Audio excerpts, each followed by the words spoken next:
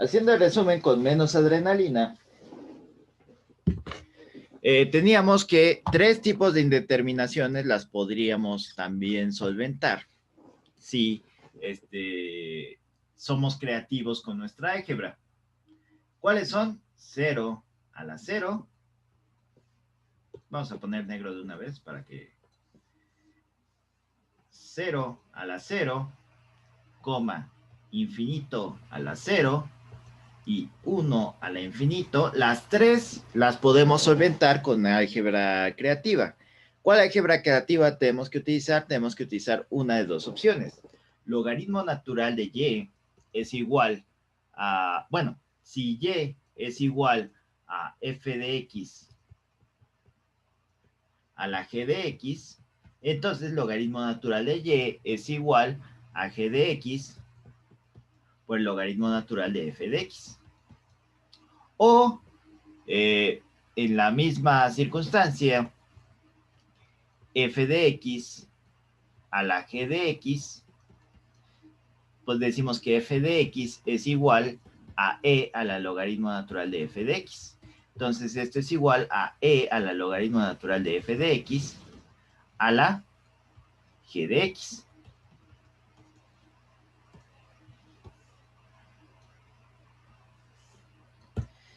Y por leyes de los exponentes, cuando elevas un exponente a un exponente es la multiplicación de este con este. Entonces, ¿qué vamos a tener? Que es e a la g de x logaritmo natural de f de x. Entonces, eso ya es la explicación que no pude hacer por cuestiones de tiempo la vez pasada. Realmente lo que tenemos que hacer es esto. Entonces, vamos a ver otro ejemplo. Encuentre el límite cuando x tiende a 0 por la derecha, para asegurarnos que esto sea continuo, de x a la x.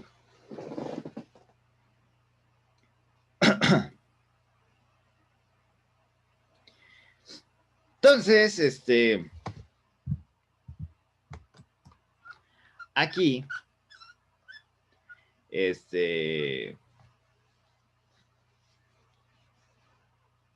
¿qué podríamos hacer?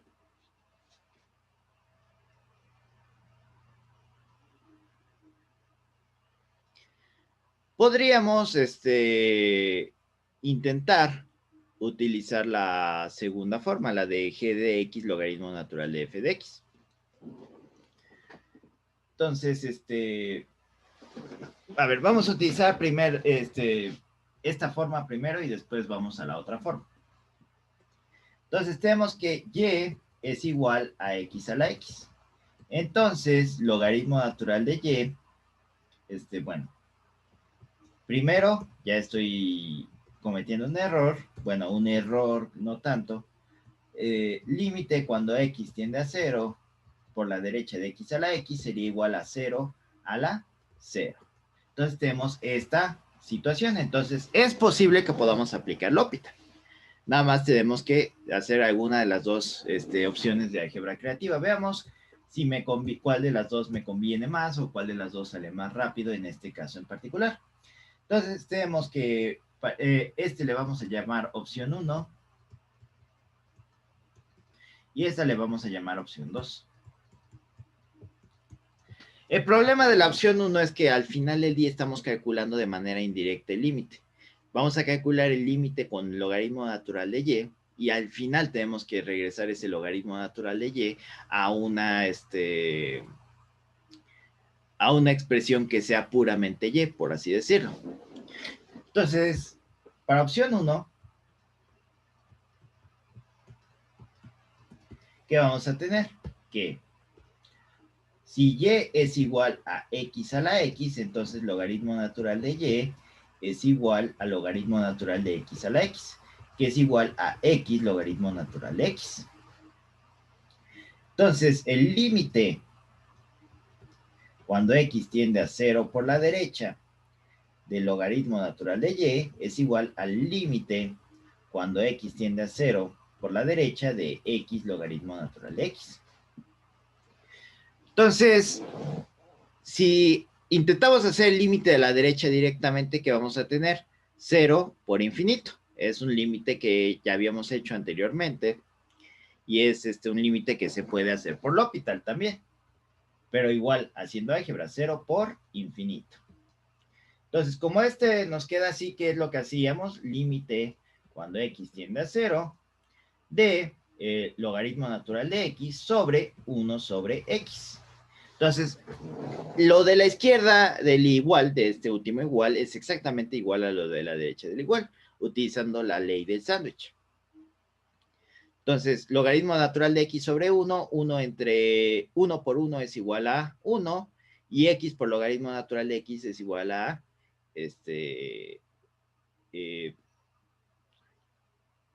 a x logaritmo natural de x. Entonces, arriba tenemos infinito y abajo tenemos infinito. Es una indeterminación de tipo infinito sobre infinito. Y como es infinito entre infinito, ya podemos aplicar L'Hopital. Entonces, aplicando L'Hopital, ¿qué vamos a tener? Que esto es igual a límite cuando x tiende a 0 de la derivada con respecto a x del logaritmo natural de x sobre la derivada con respecto a x de 1 sobre x. Que vamos a escribirlo de otra forma para que sea más fácil. X a la menos 1. Aplica la derivada. Entonces, ¿qué vamos a tener? Que esto es igual al límite cuando x tiende a 0 de 1 sobre x entre menos x a la menos 2. Que es igual a el límite cuando x tiende a 0 de 1 entre x entre menos 1 entre x cuadrado. Entonces, pasa multiplicando acá y acá por la toda porosa ley de sándwich, una vez más, es igual al límite cuando x tiende a 0 de x cuadrada sobre x, que es igual al límite con un signo menos, y aquí el más está aquí en la derecha. Límite cuando x tiende a 0 por la derecha de x menos x, que es igual con 0. De hecho, este límite, todo esto que hice acá, no hay que ponerlo en saco roto. También lo vamos a utilizar para la opción 2.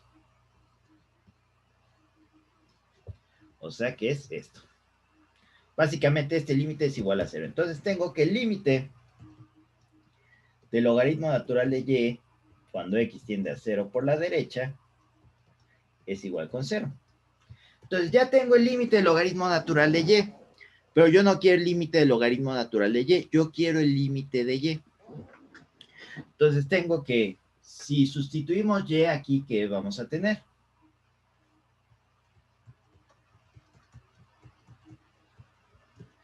El límite cuando x tiende a 0 por la derecha de x a la x es igual al límite cuando x tiende a 0 por la derecha de y, que es igual a, y aquí ocupamos la otra maña, esta.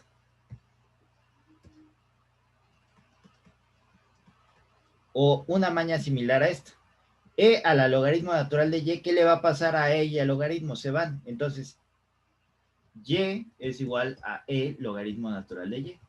Al igual que y sería igual, por ejemplo, a la raíz cuadrada de y cuadrada. O y es igual al arco coseno del coseno de y. Todas esas son formas de escribir y. Es como las formas de escribir 1. Tenemos una infinita formas de escribir 1. También tenemos una infinita formas de escribir y. Pero aquí, ¿cuál es la conveniencia de escribir y como e a la logaritmo natural de y? Inclusive también existe otra forma, y es igual al logaritmo natural de e a la y.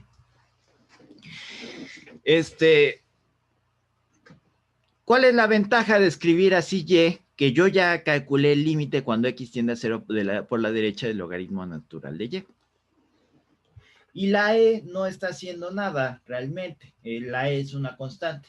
Entonces, ¿qué vamos a tener? Que esto es igual a e al límite cuando x tiende a 0 por la derecha del logaritmo natural de y, que ya lo calculé, que es igual a 0, que queda que esto es igual a e a la 0, que es igual a 1. Entonces, tiende a 1 cuando se aproxima a 0 por la derecha. Ahora, alejo y vamos a la opción 2. Aplicar directamente la opción 2 y ver si podemos igual llegar a la misma conclusión del límite. Nada más que voy aquí a escribir algo que vamos a utilizar en esta opción 2, que ya acabamos de calcular. Límite cuando x tiende a 0 por la derecha de x logaritmo natural de x es igual con 0. ¿Alguna duda hasta el momento? Maestro, durante el proceso, ¿por qué es sobre 1 sobre x? ¿Cuál? ¿Este? Sí, ¿por qué es 1 sobre x? No, en la Porque es parte la de ahí. derivada del logaritmo natural de x. Y en la parte de abajo, ¿por qué se vuelve 1 sobre x? Ah, es para aplicar la ley de sándwich.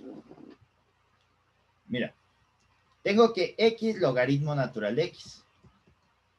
Yo quiero expresar esto como si fuera una división.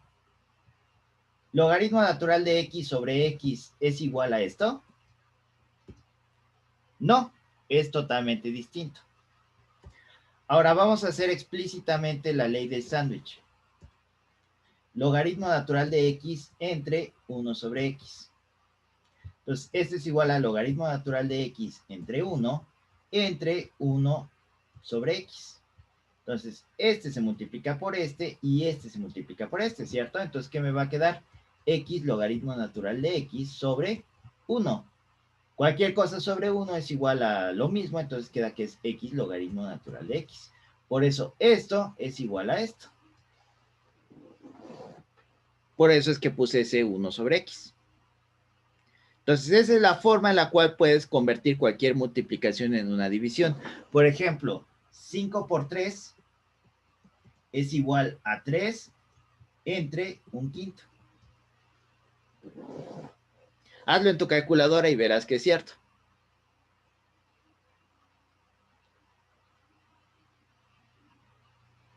Ok, ya entendí. Perfecto.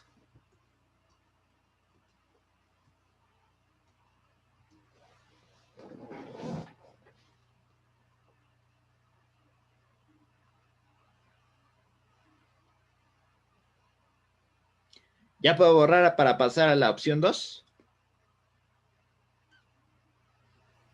Sí. Ok. Entonces vamos a borrar nada más aquí.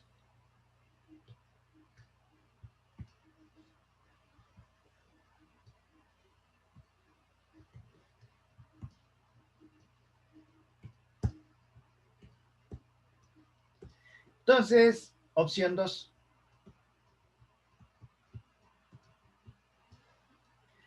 Cambio este x a la x por esto.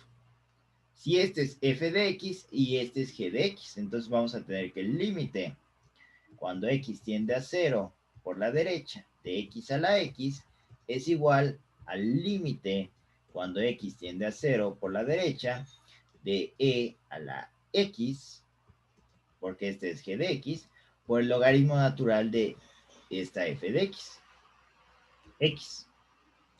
Y si nos damos cuenta, estamos en la misma situación que estábamos al final de la opción 2. En otras palabras, el límite no está actuando sobre la e, el límite va a actuar sobre esto que está aquí arriba. Entonces, esto es igual a e a la límite cuando x tiende a 0 por la derecha de x logaritmo natural de x. Ya ven por qué les dije que íbamos a usar este. Esto es igual a e a la 0, que es igual a 1. Entonces, hay situaciones donde una forma va a ser más rápida y otras situaciones donde la otra forma va a ser más rápida. En este caso, la otra forma era más rápida. Claro que si no hubiéramos calculado de antemano el límite de x logaritmo natural de x, hubiéramos tenido que hacer la regla del L'Hopital ahí o aislar ese límite, por así decirlo, y aplicar la regla del L'Hopital por separado. Pero esa es la gran potencia de la regla del L'Hopital. Y dirán, bueno, la potencia es calcular límites. ¿Y eso qué chiste? Recuerden, la operación fundamental de cálculo es el límite. No es la derivada, no es la integral, es el límite. Y nosotros vemos que, y como les explicamos cuando fue lo del límite, o como razonamos cuando vimos lo del límite, el límite es lo que está en nuestra vida cotidiana. ¿Qué tanto es esto? ¿Qué tanto es esto? Cuando nos piden estimar algo, ese cálculo que hacemos es el límite que nosotros estamos calculando mentalmente. Entonces, cualquier aplicación del límite vamos a poder intentar resolver indeterminaciones con L'Hopital. Cuando no se puede L'Hopital, cuando no se puede álgebra, entonces es cuando decimos el soberano, ¿quién sabe? Y no sé. Pero pues eres matemático. Sí, pero al final del día mi límite me dio una indeterminación, entonces quién sabe. No se sabe para dónde va a parar eso. Entonces, ya entramos en el terreno de la probabilidad. Esto le llamamos el terreno determinístico y después entra el terreno de la probabilidad.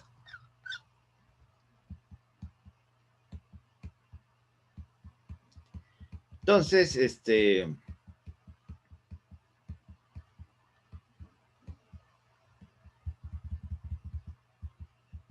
vamos a ver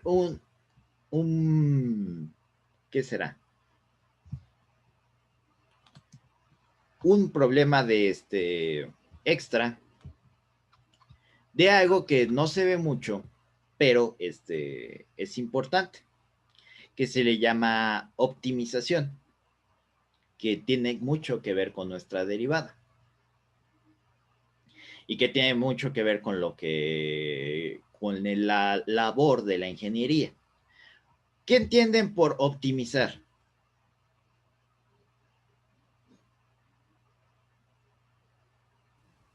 Arreglar y mejorar. Arreglar y mejorar puede ser una forma de ponerlo. Implica una mejora, ¿no? Cuando dicen vamos a optimizar recursos, ¿qué es lo que hacen?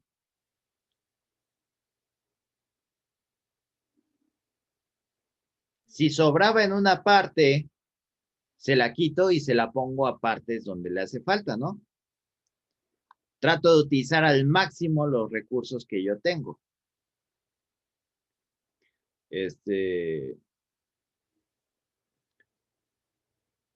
Por ejemplo, si están organizando una fiesta y tienen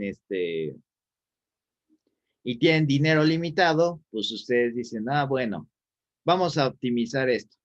Entonces, ¿qué es lo más importante o qué es lo que queremos más? ¿Bebida o botana? Pues por a lo mejor la mayoría, aunque les dé pena, dicen bebida. Entonces vamos en nuestro presupuesto dar un 60% de bebida y el 40% a botanas, si es una fiesta sana, por ejemplo. Pues si es una fiesta ya de las que al final dices, calculate este límite, pues ahora te lo calculo, esa sí ya es casi 80-20, ¿no? Entonces, varios de esos problemas se resuelven utilizando la derivada, porque si se acuerdan, ¿qué nos da la derivada en el microexamen 3? El máximo y el mínimo. Entonces, para problemas de optimización donde tenemos que saber un máximo o un mínimo relativo a una cantidad, es necesario aplicar esto de la derivada. Por ejemplo,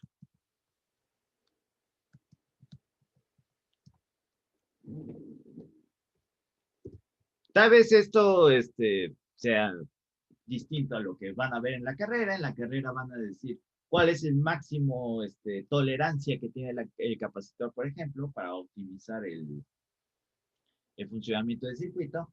Un agricultor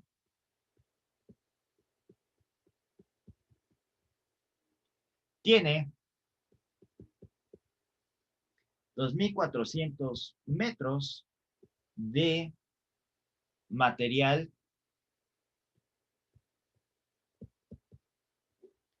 para construir. Vamos a quitar al agricultor, vamos a poner mejor granjero.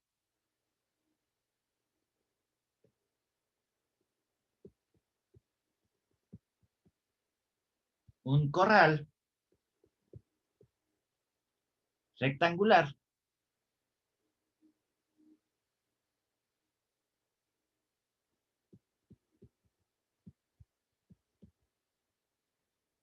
que bordea un río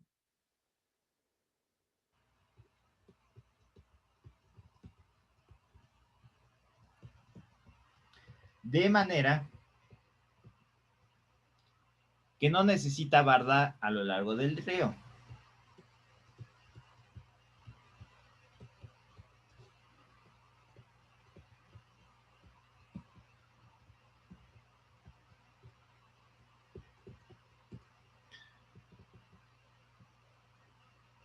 ¿Cuáles son las dimensiones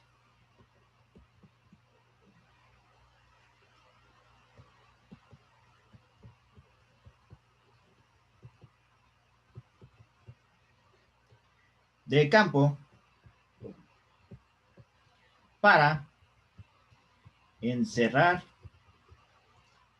el área más grande?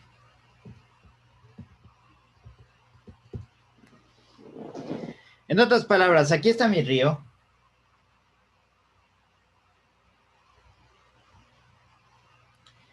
Y yo tengo material para construir un campo cuadrado, rectangular, perdón. Pero ¿qué dimensiones va a tener este campo rectangular para que tenga el mayor área, las cosas que estén aquí adentro? 1000 por 700 por 700, que es que con esta suma yo llego a los 2400 de material, o 400 por 1000, o 2200 y 100 por 100. No sabemos. Todas van a tener áreas distintas, vamos a tener la misma cantidad de material para hacer corral, pero vamos a tener áreas distintas. ¿Cuál es el área más grande? Tendría que ir copiando,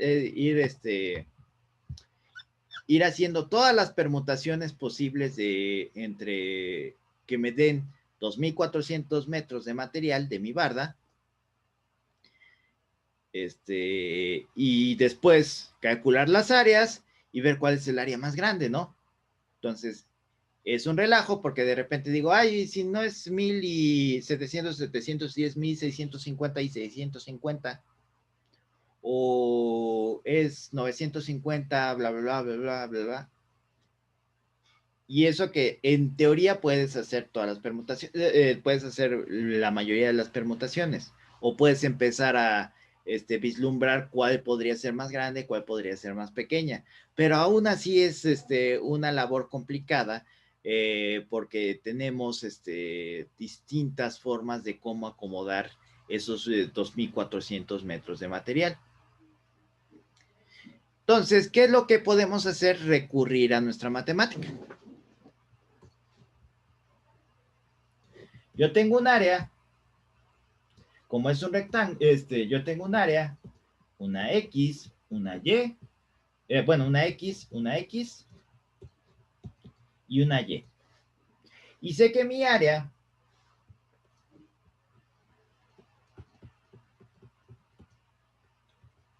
sé que es igual a X por Y, al ser un rectángulo o un cuadrado. Inclusive no se descarta la posibilidad de que acomode material para que me quede un cuadrado y tenga el área más grande. Entonces, el área queda en términos de X y Y. Pero para evitarnos entrar en cuestiones de derivadas implícitas y demás, tenemos que expresar esa misma área como si fuera en términos de una sola variable. Entonces, para eso nos apoyamos de un hecho. Mi material que yo tengo para construir mi barda, ¿a qué va a ser igual? Si yo sumo longitud y esta longitud y esta longitud, dado que el río me hace mi barda natural, ¿qué voy a tener? Que 2x más y tiene que ser igual al largo de todo mi material, 2400. Entonces ya tengo dos relaciones que están, relaciones que, valga la redundancia, están relacionadas por por mismas variables, x y y. Y como tal, yo puedo despejar alguna de estas dos variables. Vamos a decir que y es igual a 2400 menos 2x. ¿Por qué despejar y? Porque es la más fácil de despejar y la cual no tenemos que lidiar con 1 sobre 2. Entonces, si y es igual a 2400 menos 2x, entonces el área es igual a x por 2400 menos 2x, que es igual a 2400x menos 2x cuadrada. Entonces, aquí ya tenemos algunas condiciones que tiene que tener x. ¿X puede ser igual a 0? No. ¿Por qué? Entonces, si x es igual a 0, no tenemos barra. Simplemente. Si x es igual a 0, el área es igual a 0.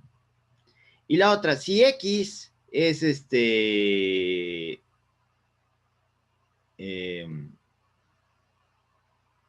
mayor a 1200, ¿qué va a pasar? Voy a tener un área negativa. Y eso tampoco va a funcionar.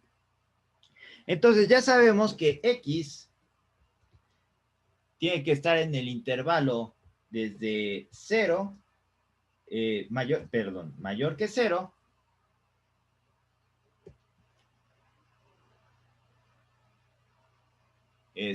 y menor o igual a 1200. Entonces ya tenemos alguna característica de x, pero ¿cuál x va a ser lo que me va a hacer más grande, me va a maximizar mi área? Necesito encontrar la x que me haga que esta función sea un máximo, o sea que esta función sea un máximo. Entonces, ¿qué es lo que hago? Pues buscando máximos o buscando puntos críticos.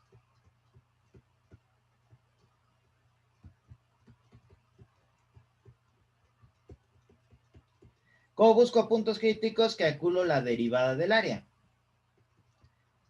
A', ya quedamos que es la derivada con respecto a x de a, que es igual a la derivada con respecto a x de 2400x menos 2x cuadrada. ¿Cuánto me queda esta derivada? Queda 2400 menos 4x. ¿Y qué es lo que hacemos? La igualamos a 0. 2400 menos 4x es igual con 0. Entonces, menos 4x es igual a menos 2400, porque el 2400 estaba sumando, pasa del otro lado restando, se eliminan los menos y que vamos a tener que x es igual a 2400 sobre 4, que es igual a 600. Entonces tenemos solamente un punto crítico, que es 600. Y tenemos A y B de mi intervalo. Este es A y este es B. Entonces, tenemos que aplicar nuestro criterio de siempre. Vamos a calcular la segunda derivada para poder aplicar el criterio de la segunda derivada de una manera relativamente fácil. ¿Cuál es la segunda derivada? La segunda derivada de A con respecto a x cuadrada es igual a la derivada con respecto a x de 2400 menos 4x, que es igual a menos 4. Entonces, la segunda derivada en mi punto crítico, la segunda derivada no solo en mi punto crítico, sino para toda x, es igual a menos 4, porque es una constante. Por lo que A siempre es cóncava hacia abajo. Si es cóncava hacia abajo, nada más tenemos que determinar cuál de estos tres puntos es nuestro máximo absoluto. Y si es nuestro máximo absoluto, va a ser el máximo total, dado que mi función va a quedar así, algo así. Entonces, tenemos que A de 0 es igual, como es un punto extremo, ni modo, lo tenemos que poner así, 2400 por 0 menos 2 por 0 al cuadrado. Entonces, ¿qué vamos a tener? Que esto es igual a 0. Que sabemos que eso es un mínimo, que el mínimo del área es no tener área, en este caso. Ahora, el chiste es qué pasa en A de 600 y en A de y en A de 1200. ¿Cuánto queda? 2400 por 600 menos 2 por 600. ¿Cuánto queda esto?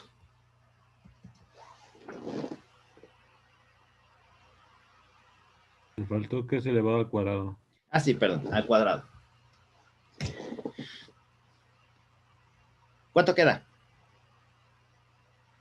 Es un número muy grande.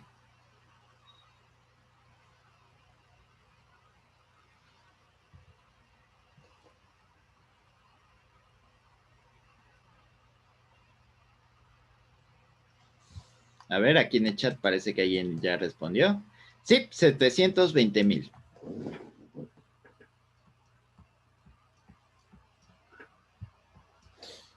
Y ahora A en 1200. 2400 por 1200 menos 2 por 1200 al cuadrado. ¿Cuánto queda? 0. 0. Entonces, de hecho, aquí estábamos en un punto de teorema de Rolle. Ni siquiera si hubiéramos calculado desde un principio A0 y A de 1200, podríamos decir que por teorema de Rolle sabemos que el máximo, por teorema de Rolle y por el criterio de la segunda derivada, que el máximo estaba en 600. Pero entonces ya tenemos cuánto vale X. Entonces, el área máxima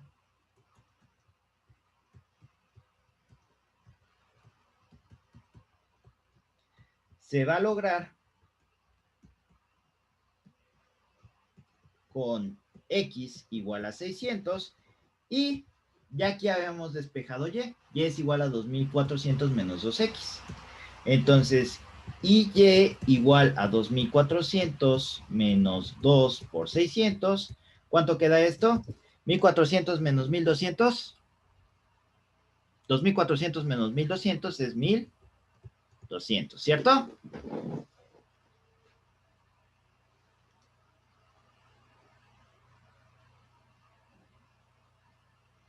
¿Alguna queja con el valor de Y?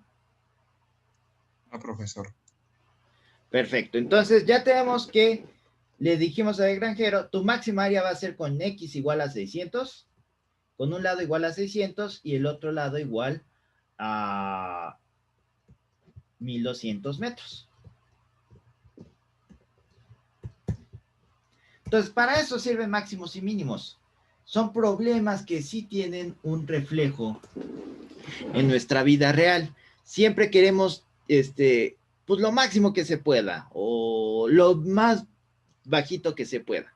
Si tenemos un arco como el que teníamos ahorita, que tenemos una concavidad hacia abajo siempre, entonces el mínimo va a ser, pues no te doy nada y punto. No hay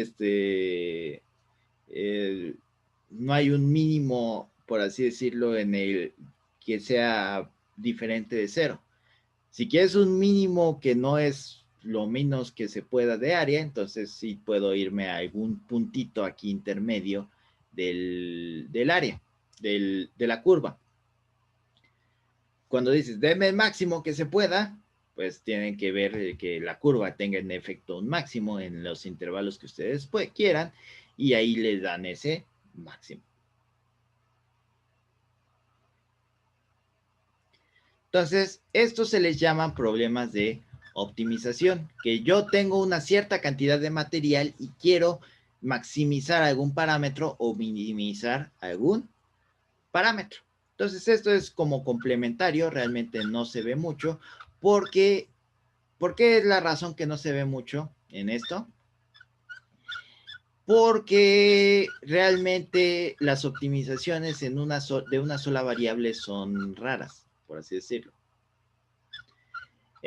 Porque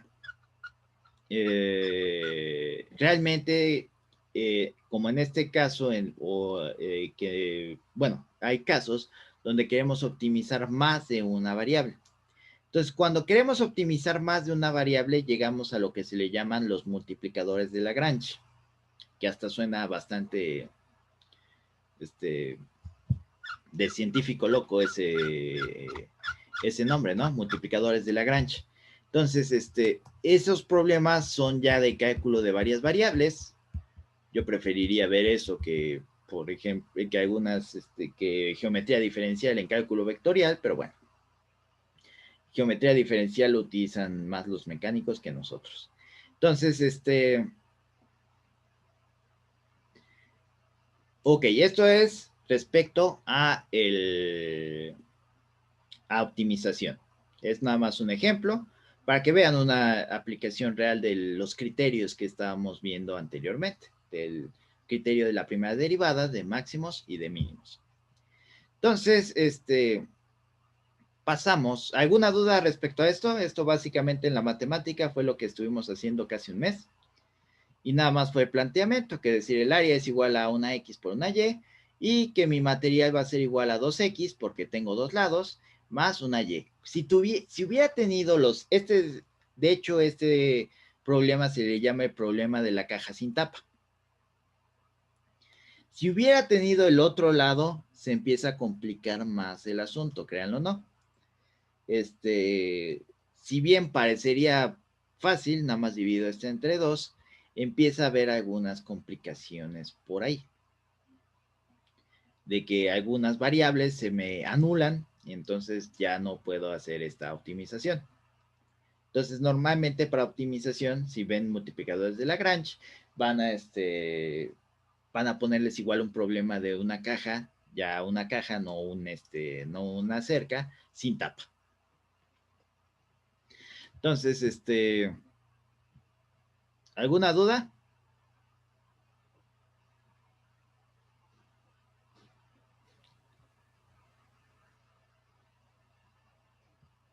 Parece que no. Y si no, creo que no se escuchó.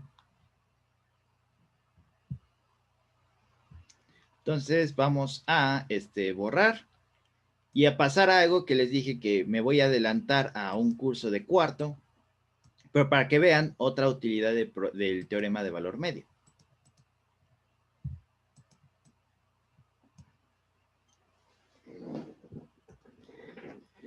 ¿Cómo quedaba nuestro teorema de valor medio? Que f de c es igual a f de b menos f de a entre b menos a.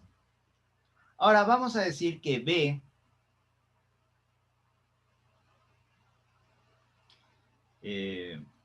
vamos a cambiar un poco esta formulación. Perdón, f' de x, de c. En un punto c va a ser igual a f de b menos f de a entre b menos a. Vamos a decir que c es igual a una x1. Entonces f' en x1. Y vamos a dejar algunos parámetros, por así decirlo, libres, como lo hicimos en el teorema de Cauchy, en el teorema de Cauchy generalizado. Entonces, si tomamos este teorema diciendo que C es igual a por así decirlo, tendríamos lo siguiente.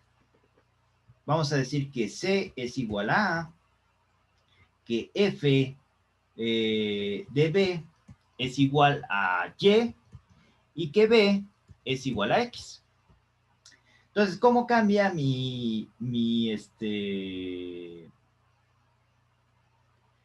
cómo cambia?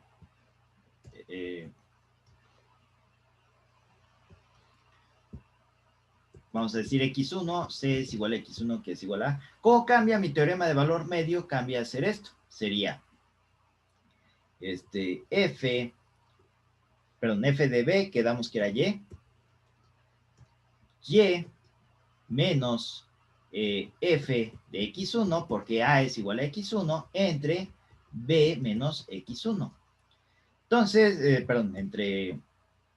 dijimos que B era igual a X. x menos x1. Entonces, esto está multiplicando, pasa del otro lado, está dividiendo, pasa del otro lado multiplicando, y tenemos que y menos f de x1 es igual a f' de x por x menos x1. Esto es válido si eligen una recta correcta, una recta tangente correcta para aplicar el teorema de valor medio que tenga estas características. Entonces, supongamos que yo quiero de una curva encontrar dónde esta curva se cruza con el cero, o sea, encontrar la curva, el cero de mi curva. Entonces, yo necesito el punto donde y es igual a 0, o sea, donde mi función es igual a 0. Este es x1, perdón. Y esta es una x1 arbitraria, es una x que yo puedo proponer. Si y es igual a 0, que voy a tener que 0 menos f de x1 es igual a f' de x1 por x2 menos x1, donde x2 es justo este punto donde cruza con el 0 mi función. Entonces, voy a hacer esta multiplicación de este lado, queda que menos f de x1 es igual, bueno, este está multiplicando, pasa del otro lado dividiendo, f' de x1 es igual a x2 menos x1. Entonces, x2 es igual, este está restando, pasa del otro lado, sumando x1 menos f de x1 entre f' de x1. Y con esto yo puedo aproximar a dónde está mi intersección de mi función con el eje x, donde es igual a 0 mi función. A esta fórmula, pero bueno, para eso necesitaría saber, a ciencia cierta, un número x1 muy cercano a x2, que yo no lo conozco. Pero por cuestiones de análisis numérico que ustedes van a ver después, yo puedo hacer esto de manera iterativa. Puedo decir que x de n más 1 es igual a xn menos f de xn entre f de f' de xn. A esto le llamamos el método de Newton-Raphson.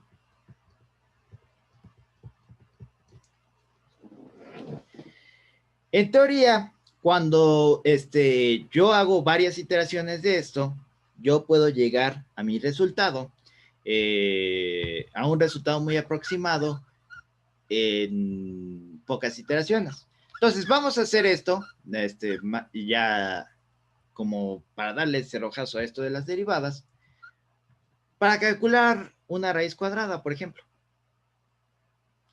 Entonces, si no se saben una raíz cuadrada, ahorita les voy a enseñar este método, que es un método numérico, para encontrar una aproximación sin necesidad de hacer todo el borlote de que, encuentra dos números y que luego que hace esto y luego haz lo otro, etcétera, etcétera, etcétera. Que jamás me he aprendido bien o que jamás recuerdo bien. Pero con esto podemos sacar inclusive con una calculadora Maisorito que ni siquiera tenga raíz cuadrada, podemos sacar la raíz cuadrada de algún número hasta cierto decimal. Entonces, supongamos que me piden raíz cuadrada de 15. Entonces, tengo que hacer una forma de que esa raíz cuadrada de 15 sea una ecuación donde la raíz cuadrada de 15 sea igual a mi 0. Entonces, planteo esta ecuación. X cuadrada menos 15 es igual con 0. Ya sé que tiene otra raíz, tiene la raíz de menos 15, pero yo quiero encontrar nada más una de esas dos raíces, que es la raíz de 15. Entonces, si se dan cuenta, ¿cuál es la solución una de las soluciones a esta ecuación? raíz cuadrada de 15, ¿cierto? Si yo meto raíz cuadrada de 15 aquí, ¿qué va a pasar? Raíz cuadrada de 15 al cuadrado es igual a 15, 15 menos 15 es igual a 0. Entonces, si yo resuelvo esta ecuación, yo sé cuál es la raíz cuadrada de 15. Pero de nada me sirve decir que x cuadrada es igual a, que x es igual a la raíz cuadrada de 15 si yo no sé el valor numérico de la raíz cuadrada de 15. Aquí es donde va a entrar en juego esto, que dedujimos gracias al teorema del valor medio. Decimos, propongo yo algo que algún número que yo piense que esté cercano a la raíz de 15. Dos números que multiplicados den 15, o que den algo cercano a 15. 2 y 2 son 4, un número al cuadrado que dé un número, el número más cercano a lo que estimemos que es la raíz de 15. 2 por 2 es 4, 3 por 3 es 9, 4 por 4 es 16. Podríamos agarrar 16. 4, perdón. No importa que se pase tantito o que esté un poquito abajo. Es la maravilla de este método que podemos estar un poquito arriba o un poquito abajo y solito nos va a ir compensando para llegar a la raíz de 15. Entonces tenemos que N1, vamos a decir, es igual a 4. Entonces, ¿qué necesito? Necesito, mi f de x va a ser esta parte de aquí a la izquierda. F de x va a ser igual a x cuadrada menos 15. Y mi f' de x, ¿a qué es igual? A mi derivada de esto. ¿Cuánto es? 2x. Entonces, para mi primera iteración, x1 es igual a 4, la que yo propuse. Este es x, perdón. Entonces, ¿qué es lo que voy a hacer? Sustituir esta x1 en esta fórmula. Sería x2, que es mi solución que yo estoy acercándome. x2 va a ser igual a 4 menos 4 al cuadrado menos 15 sobre 2 por 4. O sea, sustituimos el 4 aquí en esta, si se dan cuenta. Este es 4, este es 4. Bueno, el 4 lo estoy poniendo aquí, en esta X, y el 4 también lo estoy poniendo acá. Permítame un segundo.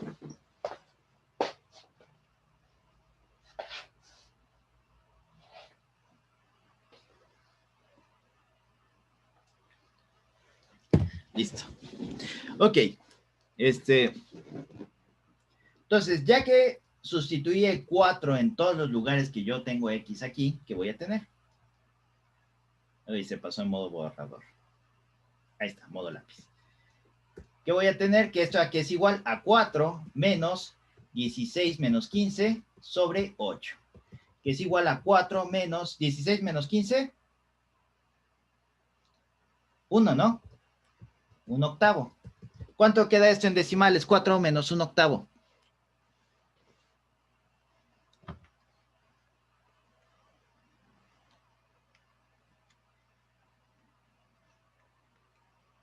$3.875.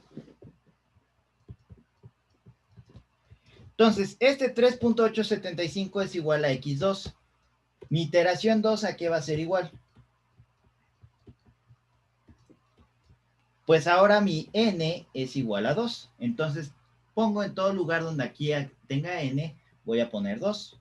X a la 2 más 1 es igual a x3, que es igual a x2, que es esta n, menos f de x2 entre f' de x2. Entonces, mi propuesta solo me sirvió para mi primera iteración y en las demás voy a ir acarreando mi resultado anterior. Entonces, ¿esto a qué es igual? Este es x2, entonces sería 3.875 menos 3.875 al cuadrado menos 15 sobre 2 por 3.875. ¿Cuánto me va a quedar? 3.875 menos, si se dan cuenta, se queda expresiones en puros términos de sumas, restas y divisiones. No estoy calculando la raíz cuadrada en ningún momento. Solo estoy haciendo una multiplicación al cuadrado, que esa la puedo hacer inclusive en la propia Maizorito, en una que solo sepa hacer suma, resta y multiplicación. Entonces, ¿cuánto queda? 3.875 al cuadrado menos 15, 0.01. 56. Entre 2 por 3.875. Voy a hacer esta de una vez. Me queda que es 3.875 menos entre 2 entre 3.875. 0.002016. Entonces, ¿cuánto me va a quedar? 3.882.72983. Ahora, ustedes que tienen una calculadora a la mano, saquen raíz cuadrada de 15. Vamos a ver qué tan cerca quedamos en nuestra segunda iteración. 3.872983. Ya si redondeamos, ¿no? Ah, no, sí está bien. Ya calculamos la raíz cuadrada y no hicimos nada de lo que nos enseñaron en secundaria, primaria. Claro que si nos vamos a más decimales, vamos a encontrar errores, pero esos los podemos ir quitando haciendo la iteración número 3. Entonces esto, si tienen suerte, les toca a buen maestro de análisis numérico, lo van a volver a ver en el cuarto semestre. Pero que se sepa que salió de esto, del teorema de valor medio, de adecuar nuestro teorema de valor medio a encontrar lo que nosotros queremos ver.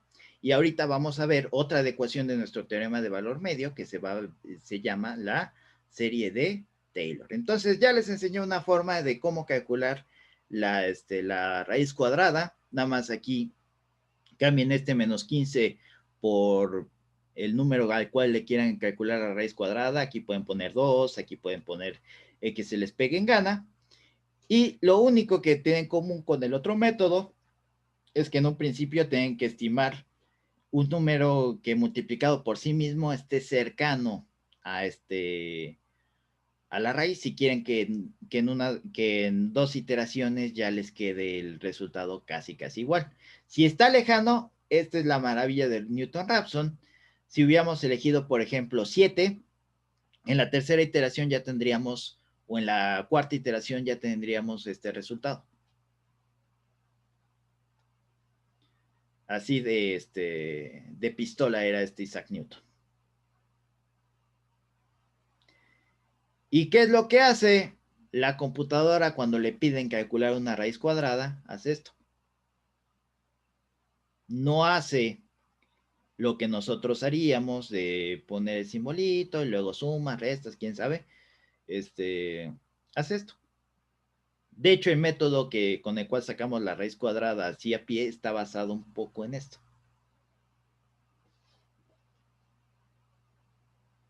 ¿De acuerdo? ¿Alguna duda? No, maestro. No. Entonces, como les dije, primer paso, ustedes proponen y en los siguientes van utilizando la respuesta de paso anterior y ya con eso llegan al resultado.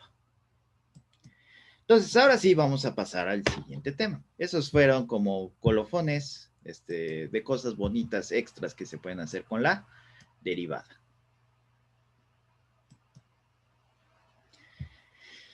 Entonces, lo que queda de la clase, 10 minutos, vamos a platicar un rato, a desestresarnos de estos de las derivadas y vamos a hablar de sucesiones y series. Entonces, antes de empezar, ¿qué se les viene a la mente cuando les digo series?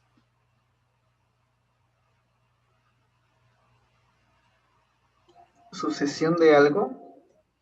Sucesión de algo, sí. ¿Una Algo, secuencia? una secuencia, ok. Pero recuerden, aquí, las ideas coloquiales tienen su lugar. Si les digo una serie, ¿qué se les vino a la mente luego, luego? De luces. De luces, ahorita que estamos en Navidad, está bien, una serie de luces, los foquitos del árbol. Pero los que son adictos a Netflix se les vino a la mente una cosa así.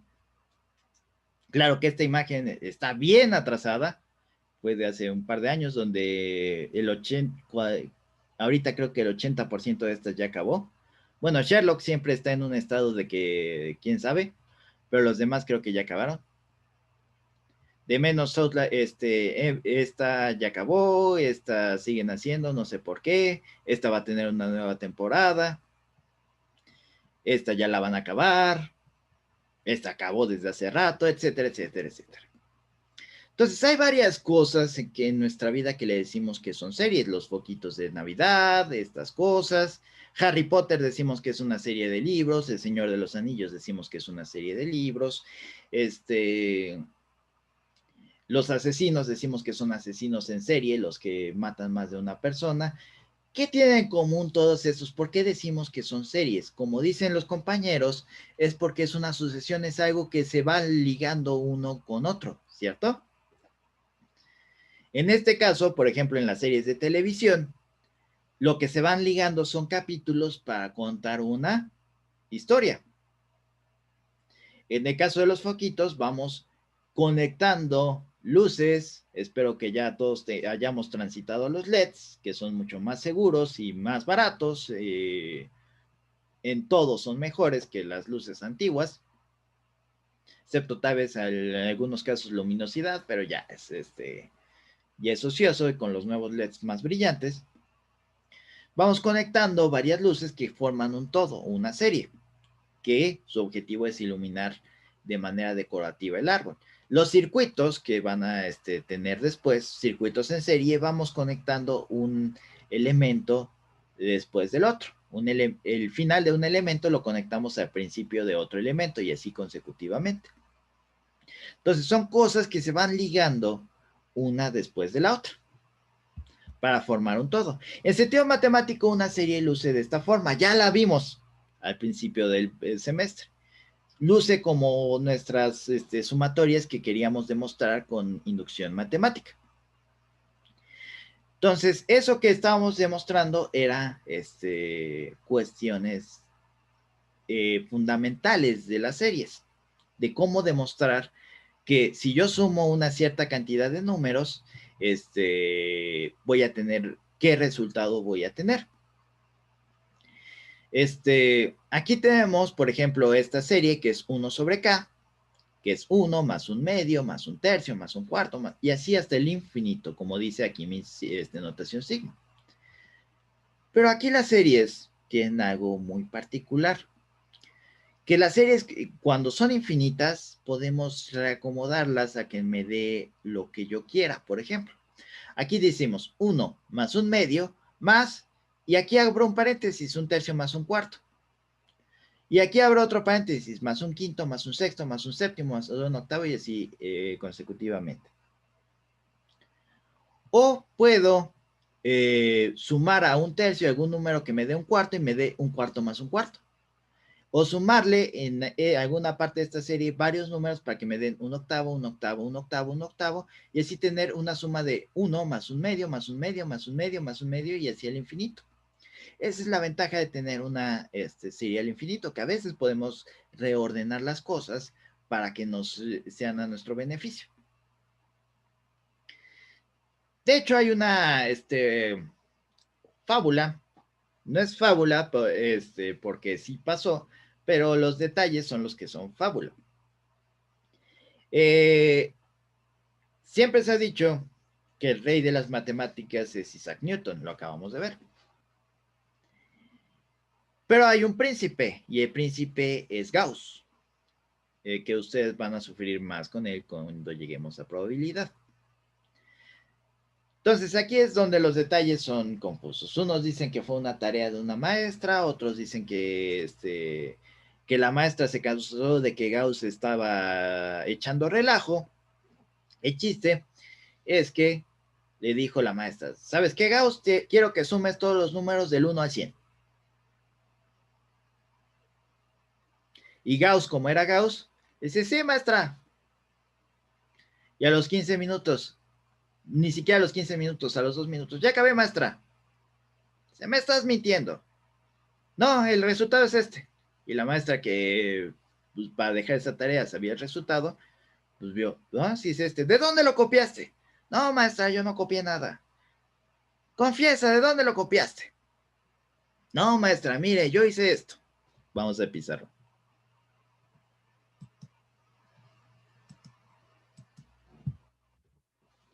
Dije, noté esto. Yo tengo 1 más 2 más 3 y así consecutivamente hasta 100. Pero me di cuenta que si yo sumo 100 más 1 más 99 más 2 más 98 más 3 más y así consecutivamente hasta llegar a 1, aquí en sentido contrario tengo que el resultado es 101 más 101 más 101 más y así consecutivamente. Entonces yo tengo 100 veces 101. Pero como yo estoy contando 2 veces mi serie, yo estoy sumando 2 veces mi serie, yo tengo que dividir esto entre 2. Entonces sería 50 por 101, que me da, ¿cuánto me da?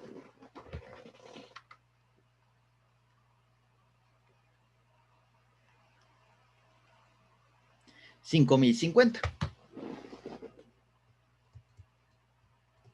Entonces, ustedes pueden hacer toda la suma 1 más 2 más 3 más 4 más 5 y así llegar hasta 100 y van a ver que el resultado es 5050.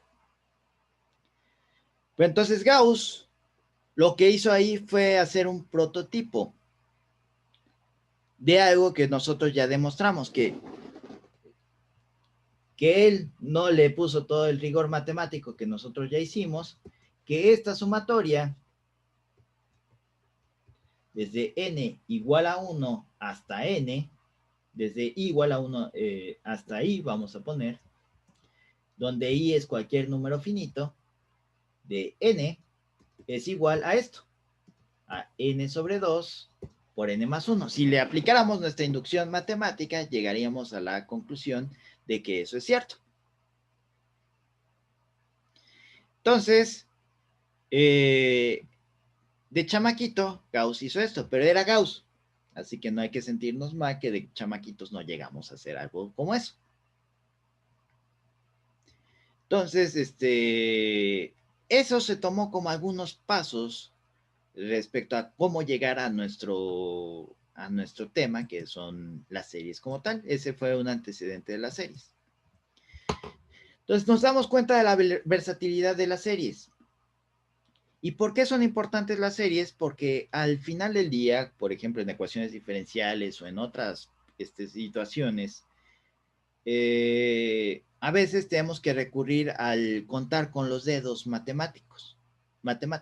Y es el contar con los dedos matemático. Es decir, voy a hacer que mi función se comporte como una suma de varias funcioncitas. Entonces, con esa suma de varias funcioncitas, yo puedo reconstruir toda mi función. Pero a veces aplicar una operación a la suma de mis funcioncitas es más fácil que aplicarla a una expresión monstruosa que yo tengo originalmente. Entonces, ¿cuál es la historia? Aquí no aparece Gauss, porque Gauss fue nada más las sumas parciales, pero realmente todo empezó, como siempre, en la antigua Grecia, con Arquímedes, el de Eureka. Después estuvo Brooke Taylor, que llegó a hacer toda la fundamentación que había, la puso formalmente, y Leonard Euler le dio algunos retoques. En primera instancia, una sucesión infinita, no vamos a decir una serie como que es la suma, sino una sucesión infinita es una función cuyo dominio es en los enteros positivos y su contradominio son los números reales. Si se dan cuenta, en lo que hacíamos de inducción, o por aquí, yo solamente la K está en los números reales, en los números enteros. Puedo tener 1, 2, 3, 4, 5, 6, 7, 8, 9, 10, etcétera, etcétera, etcétera. Y si se dan cuenta con eso, yo puedo generar casi cualquier número decimal. Entonces tengo un conjunto de los enteros positivos y su contradominio es el conjunto de los números reales. Yo con enteros puedo generar cualquier número real. Y en particular existe una serie interesante que nos describe varios fenómenos de nuestra vida cotidiana, que es la serie geométrica. La serie geométrica es la cual que se multiplica cada término por un número para saber el siguiente término. Por ejemplo, 2 por 2 es 4. Entonces, es el primer término, que era este 2, por un 4. Y de hecho, si tenemos el primer término es 1, 1 por 2 es 4. 2 por 2 es 4. Aquí ya no se cumple. Aquí tenemos 4 por 2 es 8. Aquí tenemos 8 por 2 es 16. Aquí tenemos 8 por 4, 32. ¿Qué es lo que va aumentando? Va aumentando el exponente del 2. Igual aquí tenemos que se va multiplicando por una R determinada. Entonces tenemos que es una constante por una R, donde R tiene un exponente de 0, 1, 2, 3 y así consecutivamente. ¿Por qué digo que es importante o por qué digo que esto nos modela cosas que ya podemos ver en el mundo real? Ustedes han ido bueno, ustedes cuando acompañaban a sus padres al súper, ¿vieron las maquinitas que tenían pelotitas adentro? ¿O ya eso se quedó en mis épocas? Sí, no, yo sí las llegué a ver. Entonces, ¿qué le pasaba a la pelotita?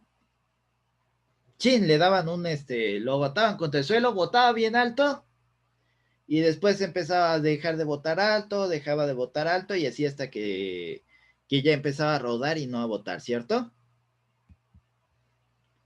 Eso es una serie. Si medimos la altura de mi pelota inició desde una altura 1. Supongamos que ya la boté y empezó a subir, subir, subir. Y desde esa altura 1 empezó a bajar. Entonces después vuelve a subir, rebota hasta 2/3, por ejemplo, de su altura original. Pero como sube, baja. Entonces tengo 2 veces 2/3. Entonces vuelve a bajar, pero va perdiendo energía por cuestiones de gravedad, por cuestiones de energía cinética, etcétera, etcétera, etcétera. Entonces ya no llega a 2/3, ya lleva a 4/9. Y después sigue, y así, y así, y así consecutivamente. Imaginemos que no hay nada que la detenga, pues en teoría sigue teniendo botes, pero botes micrométricos.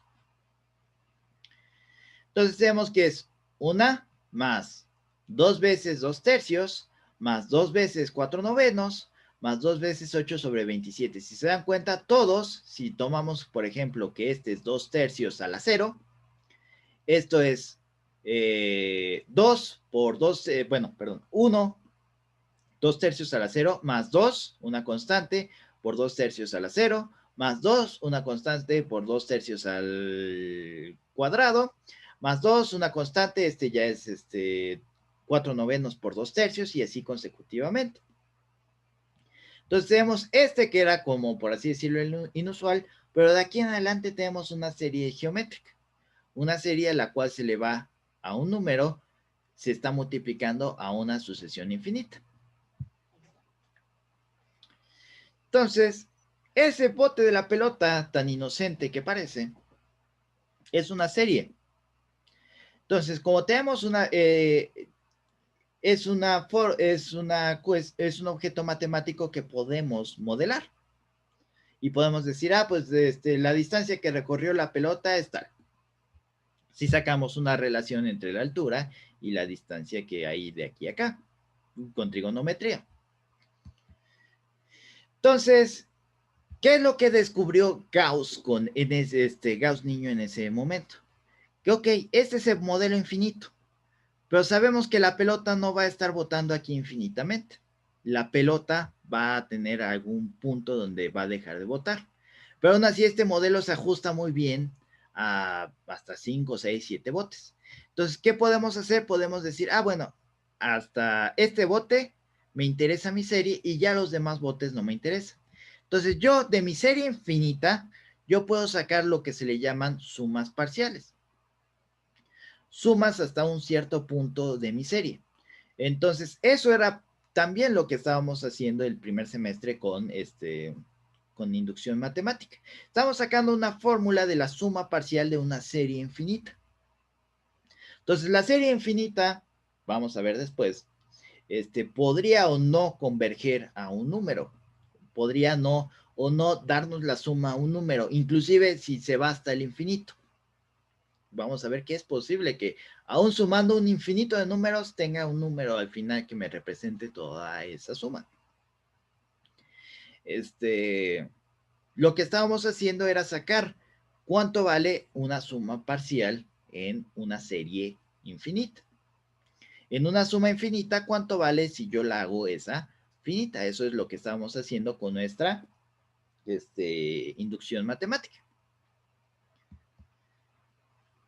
Y, por ejemplo, esta fórmula es una de las fórmulas que hubiéramos podido comprobar con inducción matemática, nada más que aquí está compleja, porque aquí tenemos en este exponente n más 1, y empieza a complicarse un poco como calculamos. Y de hecho, es 2/3 a la n, tendríamos que hacer igualar n más 1, y pasar del otro lado restando y checar que nos dé con n más 1 lo mismo, pero el problema es que aquí la r es igual a 2/3, entonces primero tendríamos que haber hecho eso de cambiar esta r a 2/3, bueno, un relajo. Pero de que podríamos haberlo,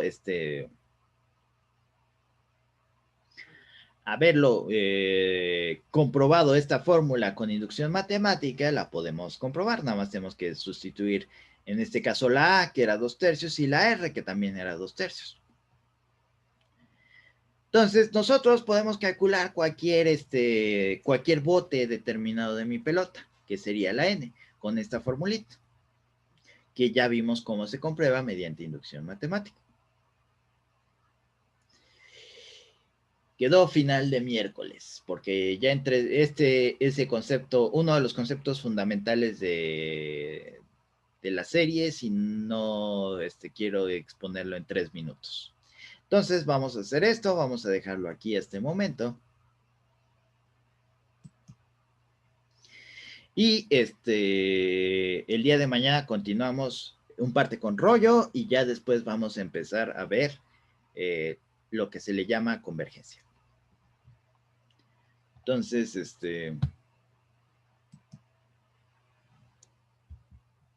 dejen que tome las capturas de pantalla.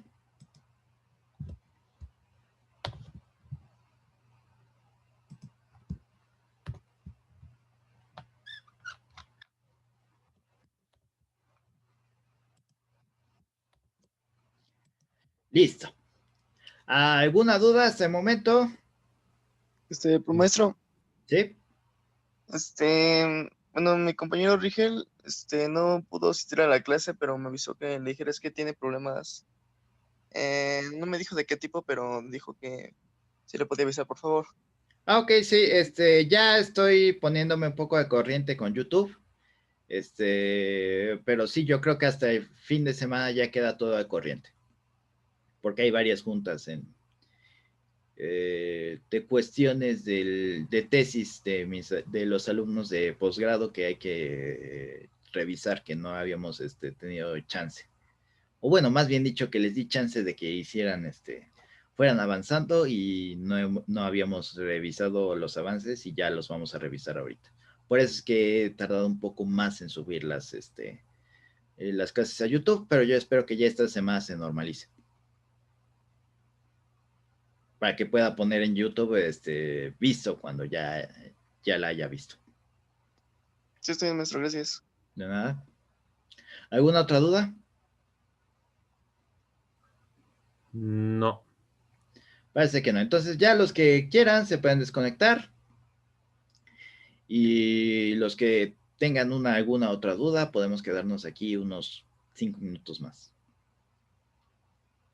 Entonces, profesor, hasta mañana. Hasta mañana. Hasta luego.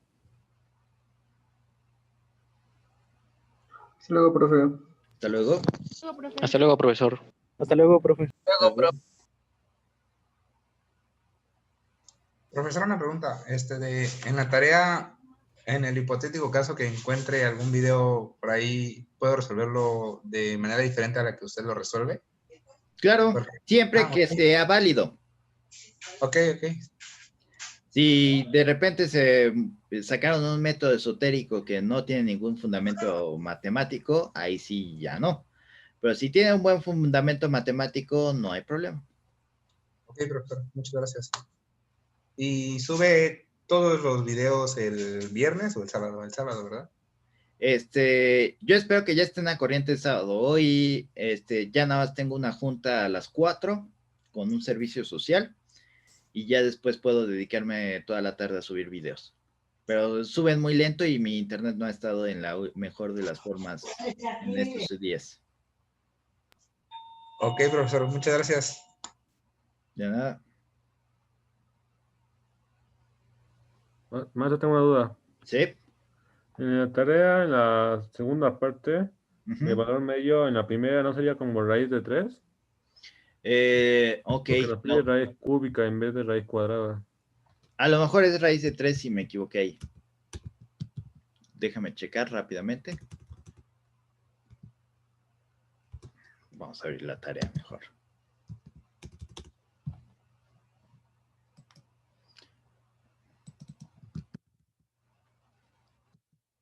La tarea 6, ¿verdad? De cálculo.